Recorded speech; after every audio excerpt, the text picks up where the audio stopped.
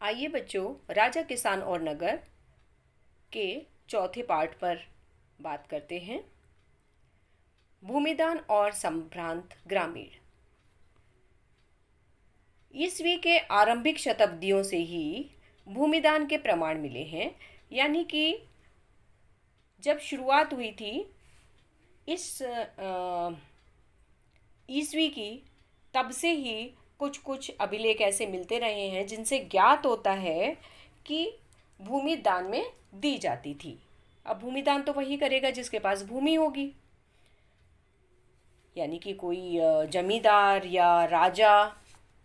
इनमें से कुछ अभिलेख पत्थरों पर मिले हैं, लेकिन अधिकांश ताम्र पत्रों पर खुदे हुए हैं। ताम्र पत्र का मतलब होता है तांबे की शीट्स होती होंगी, यानी कि पतली शीट्स जिनके ऊपर उभार कर लिखा जा सके। तो इस तरह की ताम्रपत्र मिले हैं जिनके ऊपर अभिलेख लिखे हुए हैं, जिसमें दान किया गया है। तो ये जो ताम्रपत्रों पर लिखे हुए अभिलेख दिए जाते होंगे, ये भूमि ग्रहण करने वाले व्यक्ति को दिए जाते होंगे, जिससे कि उसके पास प्रमाण पत्र के रूप में वो रहें। यदि कुछ वर्षों के बाद या कुछ दशकों के बाद यदि उसकी मृत्यु हो जाती है, तो उसके जो उत्तराधिकारी हैं वह इस बात का प्रमाण दे सके कि यह भूमि उनके परिवार को दान की गई थी। तो इसी तरह से देखा गया है कि जो अभिलेख मिले हैं दान से संबंधित, भूमि दान से संबंधित जो अभिलेख मिले हैं, उनमें अधिकांश या तो भूमि दान ब्राह्मणों को की गई है या फिर धार्मिक संस्थानों को दी गई है। अधिकांश अभिलेख संस्कृत में हैं, लेकिन कुछ अन्य भाषाओं में, जैसे कि स्थानीय भाषाओं में भी हैं। अब जबकि हम भूमि दान की बात कर रहे हैं, तो हम प्रभावती गुप्त को नहीं छोड़ सकते, क्योंकि यह हमारे पास इकलौता ऐसा उदाहरण है जो महिला के द्वारा दान किया हुआ भूमि का टुकड़ा, उसका अभिलेख है हमारे पास। यानी कि महिलाओं के पास धर्मशास्त्रों के अनुसार ना तो संपत्ति होती थी ना भूमि होती थी, तो वह दान कैसे कर सकती हैं। लेकिन प्रभावती गुप्त एक ऐसा उदाहरण है जिसमें बताया गया है कि उन्होंने भूमि दान की थी। आप जानते हैं प्रभावती गुप्त कौन थी? गुप्त वंश के बारे में हम पढ़ेंगे। तो गुप्त वंश के जो चंद्रगुप्त द्वितीय थे, जिन्होंने 375 से 415 ईस्वी तक शासन किया था, उनकी पुत्री थी ये। और इनका विवाह दक्कन पठार के वाकाटक परिवार में हुआ था। मैंने आपको दिखाया था मैप में कि दक्कन का कौन सा वाला भाग है। तो अब समझने वाली बात यह है कि प्रभावती गुप्त ने भूमि दान क्यों की होगी। अब ये रानी थी, क्योंकि राजा की बेटी थी, तो राजा के साथ ही शादी हुई थी, तो हो सकता है कि इनके पास संपत्ति रही हो। ये एक अलग उदाहरण था, क्योंकि सामान्य स्त्रियों के पास तो संपत्ति नहीं होती थी, या फिर इनके पति के बाद इन्होंने राज संभाला तो इनके पास ये अधिकार था। अब अभिलेख से हमें ये भी पता चलता है कि जो ग्रामीण प्रजा थी वो शासकों को या उनके प्रतिनिधियों को कई प्रकार की वस्तुएं प्रदान करती थी, और ग्रामीणों को गांव के प्रधान की आज्ञा का पालन करना होता था। शायद भुगतान प्रधान को देते होंगे। मतलब ये है, देखिए आज के टाइम पे भी हम सभी लोग टैक्स देते हैं, इसी तरह से उस समय भी सभी लोग जो भी देते होंगे, वस्तुएं प्रदान करते होंगे, वो एक तरह का टैक्स ही था। तो वो लोग देते थे। अब राजा तो स्वयं लेने नहीं आएगा, तो राजा के जो प्रतिनिधि होते थे वो इसको कलेक्ट करते होंगे, और गांव में जो ग्राम प्रधान होते होंगे उनको यह अधिकार होगा कि वह ग्रामीणों से गिफ्ट या जो भी वस्तुएं वो देते हैं उनको इकट्ठा करें। हो सकता है तब तक लगान वगैरह कोई इस तरह की चीज़ ना हो जो निर्धारित हो कि इतना ही देंगे, वो 10% या 20% देंगे, तो इसलिए ये अलग तरीके से उस समय कर लिया जाता होगा। भूमि दान अभिलेख देश के कई हिस्सों से मिले हैं, कई छोटे तो कहीं पर बड़े बड़े क्षेत्र भी दान में दिए गए हैं। अब ये समझना चाहिए कि भूमिदान लोग करते क्यों थे। तो अलग अलग जो इतिहासकार हैं उनका मानना है कि इनके अलग अलग कारण रहे होंगे। जैसे कि भूमिदान शासक द्वारा कृषि को नए क्षेत्रों में प्रोत्साहित करने की एक नीति थी या एक रणनीति थी। तो कुछ लोगों को ऐसा लगता है कि वो नए नए क्षेत्रों में खेती की जाए और उपज बढ़ाई जाए, लोगों को उत्साहित करने के लिए, प्रोत्साहित करने के लिए शासक जो था वो भूमिदान दिया करता था। लेकिन अन्य इतिहासकारों का मानना है, कुछ का, कि भूमि से दुर्बल होते राजनीतिक प्रभुत्व के संकेत मिलते हैं। यानी कि राजा भूमिदान के द्वारा समर्थक जुटाने का प्रयास करता होगा। यानी जब वो उसे लगता होगा कि मेरी ताकत कम हो रही है तो लोगों को ज़मीन देकर, भूमि दान करके वो अपने लिए समर्थन जुटाने की कोशिश करता होगा। लेकिन कुछ लोगों का मानना है कि राजा स्वयं को उत्कृष्ट स्तर के मानव के रूप में प्रदर्शित करना चाहते थे, इसलिए वो दान देते थे। यानी कि वो चाहते थे हम बहुत ही अच्छे इंसान हैं, हम लोगों की भलाई करते हैं, लोगों को दान देते हैं, तो अपने आप को उत्कृष्ट, उत्कृष्ट का मतलब होता है सबसे श्रेष्ठ, सबसे अच्छा दिखाने के लिए ऐसा करते होंगे। या फिर ढीले होते नियंत्रण के कारण वे अपनी शक्ति और समृद्धि का दिखावा करना चाहते थे। यानी कि यदि उनके पास शक्तियाँ कम हो रही हैं, उनका नियंत्रण शासन पर कम होता चला जा रहा है, अपने राज्य पर नियंत्रण छूट रहा है, तो वो उसे दिखावा करते होंगे कि नहीं, मैं तो अब भी शक्तिशाली हूँ, मेरे पास अब भी भूमि है, मैं अब भी समृद्ध हूँ, मैं अब भी दान कर सकता हूँ। शायद ऐसा कुछ उनके मन में रहता होगा, इसलिए भी दान करते होंगे। बहरहाल कोई भी कारण हो, लेकिन भूमिदान में दी जाती थी। भूमिदान के प्रचलन से राजा और किसान के बीच संबंध पता चलते हैं। यानी कि इसका मतलब ये है कि राजा और किसान आपस में संबंध रखते थे। यानी कि राजा उनको जब दान देगा तो उनके साथ उनके संबंध रहते होंगे। आगे जानते हैं। सामान्यतः राजा का सभी पर अधिकार होता था, नियंत्रण होता था, लेकिन कुछ ऐसे समूह भी थे जिनके ऊपर अधिकारियों का उतना नियंत्रण नहीं रहता था। जैसे कि पशुपालक। अब जो पशुपालक होते हैं वो एक जगह पर रहते हैं, फिर वहाँ घास ख़त्म हो जाती है तो दूसरी जगह चले जाते हैं।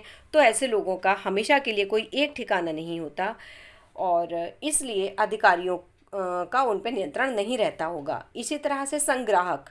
संग्राहक का मतलब है जो लोग संग्रहण करते हैं, यानी कि जंगलों के अंदर जाकर वो कुछ चीज़ें इकट्ठी करके लाते हैं और फिर उनको दूसरे लोगों तक जाकर बेचते हैं। तो इस तरह से संग्राहक जो होते हैं वो भी एक जगह से दूसरी जगह जाते रहते हैं, किसी एक ठिकाने पर नहीं रहते। शिकारियों के ऊपर भी उनका कोई कंट्रोल नहीं था।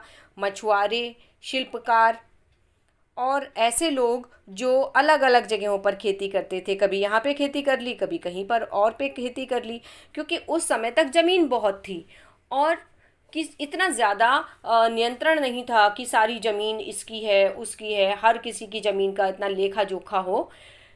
कोई भी व्यक्ति कहीं भी घर बना लेता था, कहीं पे भी खेती कर सकता था। तो ऐसा कुछ रहा होगा क्योंकि उस समय इतनी पाबंदियां नहीं थी, ना ही इतनी जनसंख्या थी, बहुत सारी ज़मीन थी। तो इस तरह से बहुत सारे ऐसे लोग भी थे, पशुपालक, संग्राहक, शिकारी, मछुआरे, शिल्पकार और कुछ किसान, जिनके ऊपर शासक के अधिकारियों का कोई नियंत्रण नहीं होता था। हम भूमिदान की बात कर रहे हैं, तो प्रभावती गुप्त का भूमिदान से संबंधित एक अभिलेख मिला है। आइए उसके बारे में जानते हैं। प्रभावती गुप्त ने अपने अभिलेख में कहा है, प्रभावती ग्राम कुटुंबिनों, यानी कि जितने भी लोग गांव में रहते हैं, जितने भी परिवार रहते हैं, ब्राह्मणों और दंगुन गांव के अन्य वासियों को आदेश देती है। आपको ज्ञात हो कि कार्तिक शुक्ल पक्ष की द्वादशी तिथि को, ये डेट है उस समय की, धार्मिक पुण्य प्राप्ति के लिए, यानी कि वो पुण्य प्राप्त करना चाहती हैं धर्म से, इस ग्राम को जल अर्पण के साथ आचार्य चनाल स्वामी को दान किया गया है। यानी कि ये जो दंगुन गांव है वो एक ब्राह्मण को, जिसका नाम आचार्य चनाल स्वामी है, को दान किया गया है। आपको इनके सभी आदेशों का पालन करना चाहिए। यानी कि इसके अंदर प्रभावती गुप्त कह रही हैं ग्रामीणों को कि आचार्य चनाल स्वामी को यह भूमि दान की गई है, यानी कि ये गांव दान किया गया है। मैं निर्देश देती हूँ इस गांव में पुलिस या सैनिक प्रवेश नहीं करेंगे। यह गांव घास, जानवरों की खाल और कोयला देने के दायित्वों से मुक्त होगा। आमतौर पे गांव से ये सब चीज़ें ली जाती होंगी, लेकिन इन्होंने कहा कि ये इन सब चीज़ों को नहीं देंगे सरकार को। साथ ही मदिरा खरीदने और नमक हेतु खुदाई करने के राजसी अधिकार से भी मुक्त है। यानी कि जहाँ पर भी देखिए, हर जगह तो ये सब चीज़ें नहीं होती कि नमक वगैरह, जहाँ पर नमक के चट्टानें वगैरह होंगी वहीं से लिया जाएगा। तो यहाँ से नमक वगैरह भी, चाहे राजा का यहाँ पर अधिकार है, उसके बावजूद भी ये यहाँ से नहीं लिया जाएगा, मुक्त है ये, इस चीज़ से फ्री है। यानी किसी तरह का ये कर नहीं देगा, यहाँ से कुछ भी नहीं मांगा जाएगा, पूरी तरह से चनाल स्वामी जी को दिया गया है। तो ये उन्हीं के लिए ये है और हर तरह का लाभ वही प्राप्त करेंगे, इससे राजा इससे कोई लाभ प्राप्त नहीं करेगा। इन्हें खनिज पदार्थ और खाद्य वृक्ष के उत्पाद से भी छूट है। यानी कि यहाँ पे अगर कोई खनिज पदार्थ है, जैसे कि ज़मीन के अंदर से खुदाई होती है तो अलग अलग तरह की धातुएं निकलती हैं, कोयला निकलता है, या कोई अन्य वस्तु प्राप्त होती है खनिज पदार्थ, तो वो भी राजा नहीं लेगा। और जो भी यहाँ के खदिर वृक्ष है, यानी कि जो जिनसे खाने की वस्तुएं मिलती हैं, उन जिन वृक्षों से फल वगैरह जो भी है, या अन्य कोई भी वस्तु जिन वृक्षों से प्राप्त होती है, उसके भी लिए छूट दी गई थी। तो इस गांव का दान संपत्ति सभी करों से मुक्त है। यह राज्य देश 13वें राज्य वर्ष में चक्रदास द्वारा उत्कीर्ण किया गया है। ठीक है, तो ये जो प्रभावती गुप्त हैं, इससे पता चलता है कि जो अग्रहार होता था, मैंने अभी आपको बताया ना, अग्रहार वो ज़मीन होती है जो दान में दी जाती है, तो अग्रहार के ऊपर अब पूरी तरह से जो अधिकार होता है वो उस व्यक्ति का होता है जिसे वह सौंपी गई है, और उसे हर कर से मुक्त रखा जाता है। पूरी तरह से वह उसकी ज़मीन हो जाती है और वह लोगों से कर ले सकता है या फिर उपहार ले सकता है जो ग्रामीण उस गांव में रहते हैं। मनुस्मृति, यह दूसरी शताब्दी ईस्वी पूर्व से दूसरी शताब्दी ईस्वी के मध्य संस्कृत में लिखा गया एक विधि ग्रंथ है। यानी कि ये जो ग्रंथ है वो लगभग 400 साल के बीच में कभी लिखा गया है, एग्जैक्ट डेट नहीं मालूम है। और विधि ग्रंथ का मतलब होता है कानून, यानी कि उस समय जो कानून थे वो माने जाते थे, वो इसके अंदर लिखे गए हैं। इसके अंदर लिखे गए सभी कानूनों को सभी जनता भी मानती थी और राजा का कार्य होता था उन कानूनों को लागू करना और उन्हें ठीक से निभाया जा रहा है या नहीं, इसके ऊपर ध्यान देना। सामान्यतः हम यह कहते हैं कि हमें ग्रामीण जनता के बारे में जानकारी कम ही हासिल होती है, या गांव के बारे में, क्योंकि अधिकांश जो भी घटनाएं लिखी हुई होती हैं वह राजा के बारे में होती है या उनके द्वारा किए गए कार्यों के बारे में होती है। लेकिन जो सामान्य जनता होती है उसके बारे में कुछ नहीं लिखा होता। यहाँ पर कुछ कुछ बातें आप देखेंगे। एक छोटे गांव का जीवन, ये स्रोत में दिया गया है। ये लिखा गया है हर्षचरित के द्वारा। हर्षचरित ये है एक पुस्तक है, हर्षचरित, जो कि संस्कृत में लिखी गई है। और कन्नौज के जो शासक थे हर्षवर्धन, उनकी जीवनी है। हर्षचरित कन्नौज के शासक हर्षवर्धन की जीवनी है। इसके लेखक बाणभट्ट हैं और यह लगभग 7वीं शताब्दी ईस्वी में लिखी गई थी। हर्षवर्धन के जो राजकवि थे ये जो थे बाणभट्ट, इनके राजकवि थे। आपको बता दूं कि जितने भी राजा होते थे, बाद में जब इन्होंने जब तक जब पढ़ना लिखना सीख चुके थे, जब लेखन का कार्य शुरू हो चुका था, तब से हर राजा के पास अपना एक राजकवि होता था।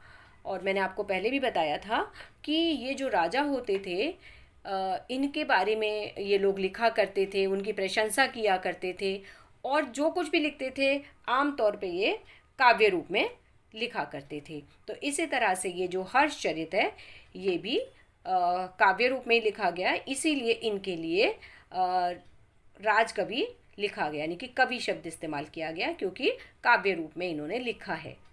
उसी में से एक छोटा सा ग्रंथ मतलब पाठ जो है वो यहाँ पर दिया गया है, जिसमें बताया गया है कि विंध्य क्षेत्र के जंगल, विंध्य क्षेत्र का मतलब है, मैं कल आपको मैप जब दिखा रही थी तो मैंने आपको उसमें बताया था, जो विंध्याचल पर्वत है उसके पास का जो क्षेत्र है, आपको मालूम है जो पहाड़ होते हैं वहाँ पे भी जंगल होते हैं, तो उसके किनारे की एक बस्ती के बारे में यहाँ पर चित्रण किया गया है। बस्ती के किनारे अधिकांश क्षेत्र जंगल है। अब क्योंकि ये पहाड़ी इलाका है, उसके वहाँ पर जंगल होते हैं, और पहले तो जंगल बहुत ज़्यादा हुआ करते थे। आपको अगर याद हो तो पुरानी जितनी भी स्टोरीज़ आप पढ़ते हैं, सुनते हैं, तो उनमें आपने सुना होगा कि एक मुसाफिर जा रहा था, उसे रात हो गई, वो जंगल में रुका, या रास्ते वह जंगल को जल्दी पार कर लेना चाहता था, जिससे कि रात उसे जंगल में ना गुजारनी पड़े। तो इस तरह की कई बातें आपने कहानियों में पढ़ी होंगी, क्योंकि उस समय जंगल बहुत ज़्यादा होते थे, तो लोगों को जंगलों से गुजर के जाना पड़ता था, और कहीं पर भी लोग अगर बस जाते थे तो उसके आसपास जंगल होते थे, क्योंकि वो कितने क्षेत्र को खाली करेंगे। जहाँ पर वो रहने लगे वहाँ पर वो खेती के लिए और रहने के लिए ज़मीन खाली कर लेते थे, बाकी जगहों पर तो जंगल ही रहते थे, यानी कि पेड़ तो हर जगह उगाते हैं, तो अधिकांश जगह पर जंगल थे। तो यहाँ पर भी उसी बस्ती के बारे में इन्होंने कहा है कि बस्ती के किनारे अधिकांश क्षेत्र जंगल है, और यहाँ धान की उपज वाली खलिहान और उपजाऊ भूमि के हिस्सों को छोटे किसानों ने आपस में बांट लिया है। यानी कि यहाँ पर जो छोटे छोटे किसान हैं उन्होंने छोटी छोटी भूमि को बांट रखा है, यानी कि ज़्यादा बड़े बड़े खेत नहीं हैं, छोटे छोटे खेत हैं। खलिहान का मतलब होता है जहाँ पर फसल को सुरक्षित रखा जाता है। तो यहाँ के अधिकांश लोग कुदाल का प्रयोग करते हैं। जैसा कि मैंने आपको पहले भी बताया है कि जो मैदानी इलाके थे वहाँ पर हल चलाए जाते थे, लेकिन जो पहाड़ी इलाके थे वहाँ पर लोग कुदाल का इस्तेमाल करते थे, और बहुत सारे क्षेत्रों में हल का प्रयोग बहुत बाद में इस्तेमाल हुआ। तो यहाँ पर कुदाल का इस्तेमाल किया जाता था, और क्योंकि घास से भरी भूमि में हल चलाना मुश्किल है, बहुत कम हिस्से साफ हैं, जो हैं उसकी काली मिट्टी काले लोहे जैसी सख्त है। अब देखिए यहाँ की जो मिट्टी है वो काफ़ी सख्त है और काली भी है। आपको पता है मिट्टी भी अलग अलग तरह की होती है, और उसमें अलग अलग तरह की फसल होती है, कहीं मिट्टी लाल होती है, कहीं भुरभुरी होती है, कहीं काली मिट्टी होती है। तो यहाँ की मिट्टी को उन्होंने काली बताया है, और घास के मैदानों में हल चलाना मुश्किल होता है, इसलिए यहाँ पर कुदाल का ये इस्तेमाल करते थे, ऐसा इन्होंने लिखा है। यहाँ लोग पेड़ की छाल के गट्ठर लेकर चलते हैं। फूलों से भरी अनगिनत बोरे, अलसी और सन भारी मात्रा में शहद, मोरपंख, मोम, लकड़ी और घास के बोझ लेकर आते जाते रहते हैं। यानी कि यहाँ से जंगल से ये लोग इतनी सारी चीज़ें प्राप्त करते हैं और उन्हें लेकर जाते आते रहते हैं। ग्रामीण महिलाएं रास्ते में बसे गांव में जाकर बेचने को तत्पर रहती हैं। उनके सिरों पर जंगल से एकत्र किए गए फलों की टोकरियां थीं। यानी कि जो महिलाएं हैं वो जंगलों से फल एकत्र करती हैं और उन्हें बेचने के लिए जाती हैं। तो इस तरह से बहुत सारी चीज़ें ये जंगलों से प्राप्त करते थे, और लोगों को शहरों में जाकर या गांव में जाकर बेचते होंगे। ये एक छोटा सा स्रोत था जो हर्ष चरित्र के एक भाग के रूप में बताया गया, एक छोटा सा भाग है जिसमें एक गांव के बारे में बताया गया है, और वहाँ पर विंध्य क्षेत्र बताया गया। विंध्याचल जो पर्वत है वो गुजरात, उत्तर प्रदेश और मध्य प्रदेश से होकर गुजरता है। पाटलिपुत्र का इतिहास। पाटलिपुत्र आज का पटना कहा जाता है। तो कोई भी जगह एकदम से प्रसिद्ध नहीं हो जाती है, उसका एक इतिहास होता है। तो यहाँ पर पाटलिपुत्र के इतिहास के बारे में बताया गया है कि पाटलिपुत्र का विकास पाटिल गांव से हुआ था, यानी कि पहले कोई गांव था पाटली नाम का, और 5वीं सदी ईसवी पूर्व से मगध के शासकों ने राजधानी राजगाह से हटाकर यहाँ लाने का निर्णय लिया। यानी जो पहले राजधानी राजगाह में थी मगध की, अब वो यहाँ लेकर आ गए और इसका नाम बदल दिया, यानी पाटली गांव से पाटलिपुत्र हो गया। और 4वीं सदी ईसवी पूर्व तक यह मौर्य साम्राज्य की राजधानी थी। यानी कि 4वीं ईसवी पूर्व, आपको मालूम है कि उससे पहले 321 से यहाँ पर मौर्य साम्राज्य स्थापित हुआ था, यानी कि 4वीं सदी थी वो। तो उसी समय से यहाँ पर इनकी मौर्य साम्राज्य की राजधानी थी और एशिया के सबसे बड़े नगरों में से एक बन गया तब तक ये, यानी कि एक बहुत बड़ा शहर बन गया था। 7वीं सदी में जब ष्वेनसांग चीनी यात्री भारत आया तो यह नगर खंडर में बदला मिला। देखिए, समय के साथ सब कुछ बदल जाता है। तो जो 4वीं सदी में अपने वैभव के लिए जाना जाता था, 7वीं सदी में वह एक खंडर में बदल चुका था और यहाँ की जनसंख्या भी अब काफ़ी कम थी। इस तरह से हम कह सकते हैं कि पाटलिपुत्र पहले बहुत विकसित हुआ और उसके बाद वह उसका पतन हो गया। अब आते हैं दानात्मक अभिलेख। हालांकि हमने भूमिदान से संबंधित एक अभिलेख अभी थोड़ी देर पहले पढ़ा था, जिसमें प्रभावती गुप्त ने एक ब्राह्मण को भूमि दान में दी थी, लेकिन अन्य लोग भी दान किया करते थे। ज़रूरी नहीं है कि भूमि दान ही हो, अन्य प्रकार के दान भी किए जाते थे। तो इनमें धार्मिक संस्थाओं को दिए दानों का विवरण होता था। अधिकांश लोग जो दान देते थे वो धार्मिक संस्थाओं को ही देते थे। आज भी आप देखिए, अधिकांश लोग जो है मंदिरों में दान दे के आते हैं, चढ़ाते हैं, है ना। तो इसी तरह से ऐसे अभिलेख मिले हैं, उसके बारे में भी हम लेंगे, अभी आगे जाके जानकारी लेंगे। एक आप छोटा सा स्रोत पढ़ेंगे, उसमें पेरिप्लस नाम आया है। तो पेरिप्लस जो है वो यूनानी भाषा का शब्द है जिसका अर्थ है समुद्री यात्रा। एरिथ्रन यूनानी भाषा में लाल सागर को कहते हैं।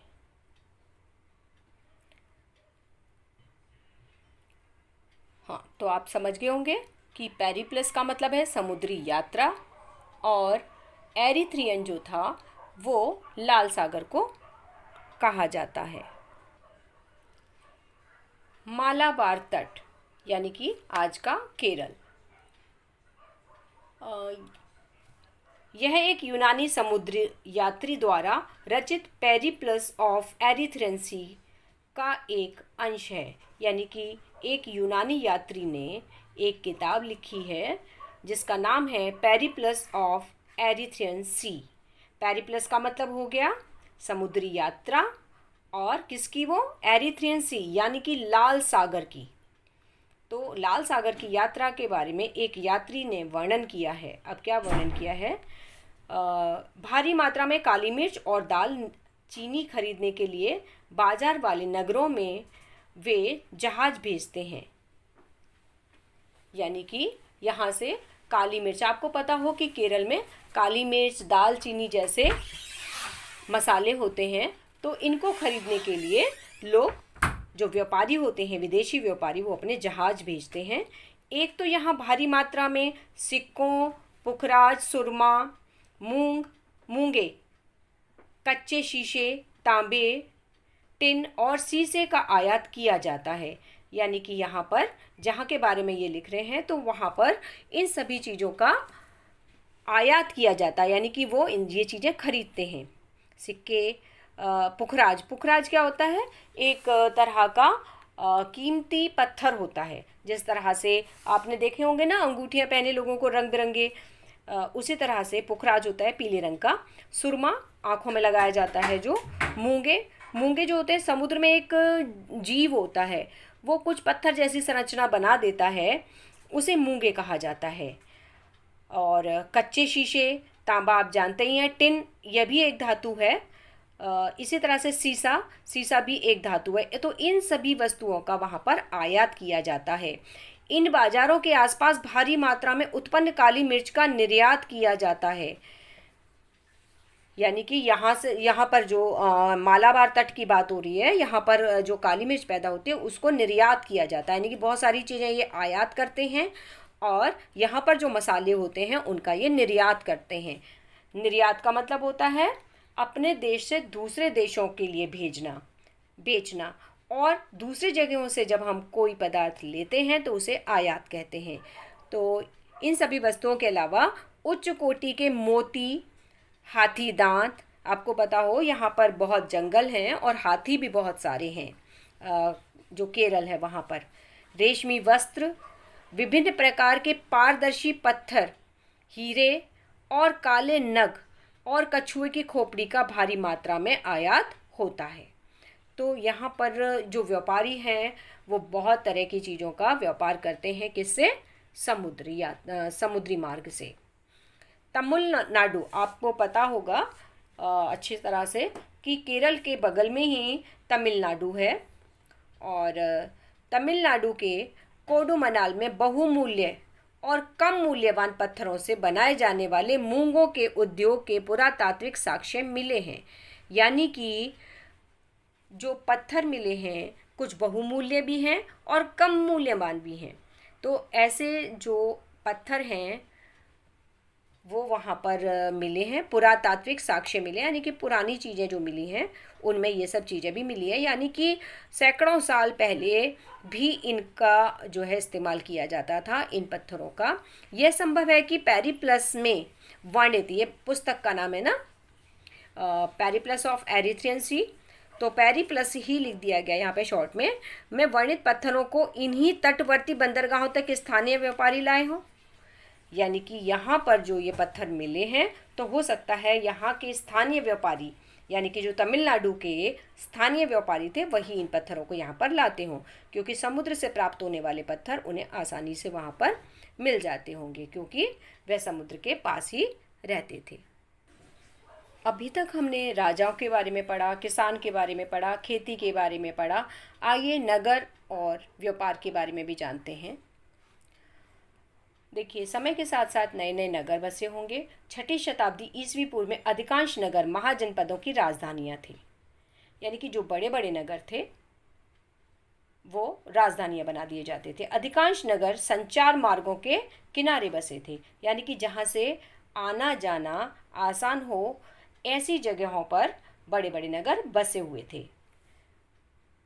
अब देखिए, यहाँ हम नगर की बात कर रहे हैं, गांव की नहीं। गांव तो थे लेकिन गांव संचार मार्गों के किनारे पर नहीं बसे थे। जो संचार मार्गों के किनारे पर थे वे नगर का रूप ले लिया उन्होंने, है ना। हमने पहले भी पढ़ा है कि जहाँ पे व्यापार होने लगता है वहाँ पर शहर बस जाते हैं, नगर बस जाते हैं। तो इसी तरह से यहाँ पर भी व्यापार होते थे तो संचार मार्ग के किनारे ही बसे होते थे। अब संचार मार्ग कैसा भी हो सकता है, जैसे पाटलिपुत्र है वो नदी के मार्ग पर है, वहाँ से नदी से व्यापार करना आसान है। इसी तरह से जो उज्जैनी है वो भूमार्ग पर है, यानी कि वहाँ से लेके लंबी दूरी के व्यापार मार्ग जाते हैं, तो यहाँ से भी संचार माध्यम है ये भी। और उसके अलावा संचार मार्ग है पुहार जो है वो तमिलनाडु में है और वहाँ पर समुद्र तट पर है ये।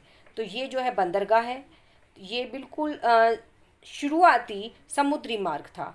समुद्री मार्ग से आपको ज्ञात हो कि बहुत दूर दूर तक लोग व्यापार करते थे। जब हज़ारों साल पहले करते थे तो अब भी करते थे। तो प्रारंभिक समुद्री मार्ग जो थे वो यहाँ से शुरू होते थे, पुहार से, यानी कि भारत से जो व्यापार शुरू हुआ वो यहाँ से हुआ।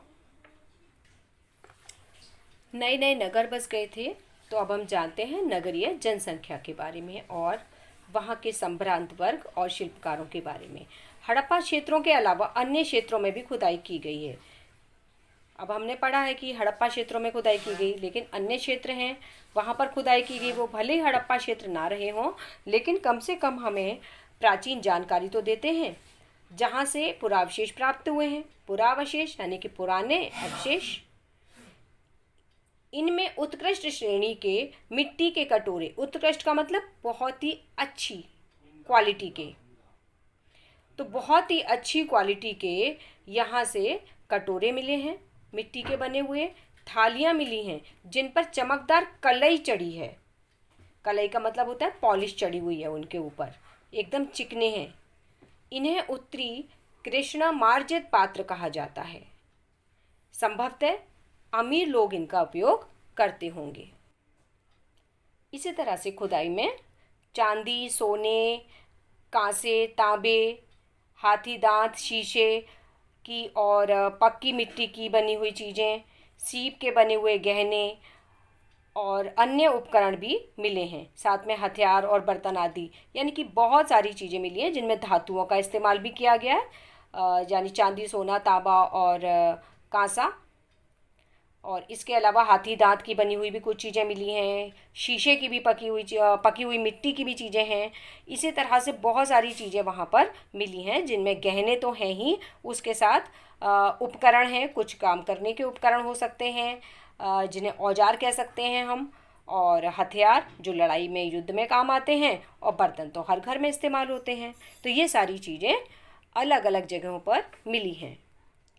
थोड़ी देर पहले हमने दानात्मक अभिलेख के बारे में जाना था, यानी कि जो लोग दान देते थे उनके बारे में अभिलेख मिले हैं। तो दूसरी शताब्दी ईस्वी के कुछ दानात्मक अभिलेख मिले हैं जिनमें दानकर्ता का नाम तथा व्यवसाय भी लिखा है। दानकर्ता कौन कौन होता था? धोबी, बुनकर, लिपिक जो लेखा जोखा लिखा करते हैं, बढ़ई जो लकड़ी का काम करते हैं, कुम्हार, स्वर्णकार, लोहकार, और इनमें कुछ अधिकारी भी शामिल हैं, धार्मिक गुरु, व्यापारी और राजा। ये सभी दानकर्ता हो सकते हैं। अलग अलग तरह के जो अभिलेख मिले हैं उनमें अलग अलग लोगों ने दान किया है। ज़रूरी नहीं है कि राजा ही दान करे या फिर कोई बड़ा व्यापारी ही करे। जो अन्य शिल्पकार होते थे वह भी दान किया करते थे, ऐसे प्रमाण मिले हैं। उत्पादकों और व्यापारियों के संघ होते थे जिन्हें श्रेणी कहा जाता था। आपने पिछले साल भी पढ़ा है कि जो समूह होते थे शिल्पकारों के, वो एक श्रेणी बना लेते थे, जिसे गिल्ड शब्द प्रयोग किया गया था वहाँ पर। तो श्रेणी बनाते थे और वो जो वस्तुएं बनाते थे उनकी क्वालिटी पर नज़र रखते थे और वही जो है उनकी कीमतें तय किया करते थे। इसी तरह से यहाँ पर भी व्यापारियों के संघ थे और श्रेणियों का काम होता था कच्चा माल खरीदना, फिर उस माल को तैयार करवाना और बाज़ार में बेचना। बढ़ती मांग पूरा करने के लिए लोहे के उपकरण भी प्रयोग किए जाते होंगे। यानी कि देखिए, समय के साथ साथ जो किसी भी वस्तु की मांग बढ़ती जाती है तो उसके लिए कुछ नए संसाधन भी जुटाए जाते हैं। तो हो सकता है कि लोहे के बारे में अब तक जानकारी हो चुकी थी तो ये लोग लोहे के उपकरण भी इस्तेमाल करने लगे हों। उपमहाद्वीप और उसके बाहर का व्यापार। उपमहाद्वीप कहा जाता है जो भारत का क्षेत्र है उसको उपमहाद्वीप कहा जाता है। और आप सभी जानते हैं कि इसके बाहर व्यापार होता ही था। तो 6वीं शताब्दी ईसा पूर्व से ही नदी और भूमार्गों का जाल सा बिछ गया था, यानी कि काफ़ी समय पहले की बात है। यानी कि मौर्य साम्राज्य या नंद साम्राज्य वगैरह था, इससे पहले से ही यहाँ पर भूमार्गों का और नदियों का जाल सा बिछ गया था। इनसे व्यापार होना आसान हो गया। मध्य एशिया और उससे आगे तक भूमार्ग थे। मध्य एशिया आप समझ सके, जो एशिया है उसके बीच वाले भाग तक भूमार्ग से व्यापार होता था। कई बंदरगाहों से होते हुए जल मार्ग अरब सागर से होते हुए उत्तरी अफ्रीका, पश्चिमी एशिया तक फैल गया।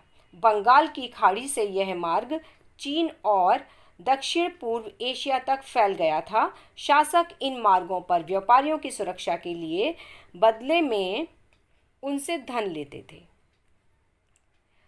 ये जो बात मैंने आपको कही है, मैं आपको इसको मैप में समझाने की कोशिश करती हूँ।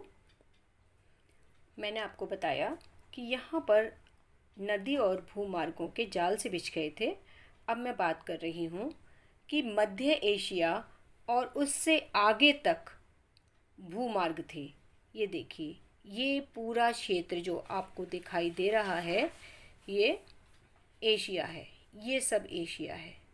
मध्य एशिया का मतलब है ये क्षेत्र, ये हमारा भारत है और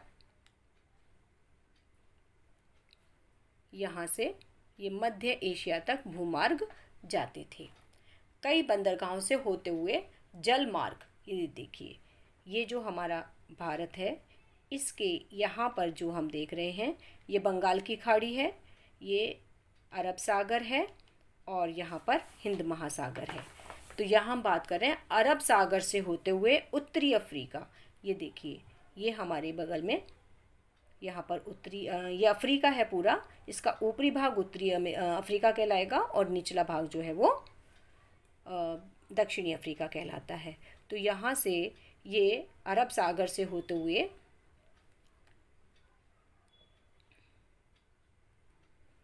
हाँ, तो मैं आपको बता रही थी कि यहाँ से अरब सागर से होता हुआ ये उत्तरी अफ्रीका, ये देखिए उत्तरी अफ्रीका वाला जो ये भाग है यहाँ से, यहाँ पर और पश्चिमी एशिया, ये देखिए ये पूरा जब एशिया है ये दक्षिणी एशिया है, ये पूर्वी एशिया है और ये मध्य एशिया है। और अगर हम इधर की बात करें तो ये पश्चिमी एशिया का भाग हो जाएगा, ये पश्चिमी एशिया। तो हम यहाँ पर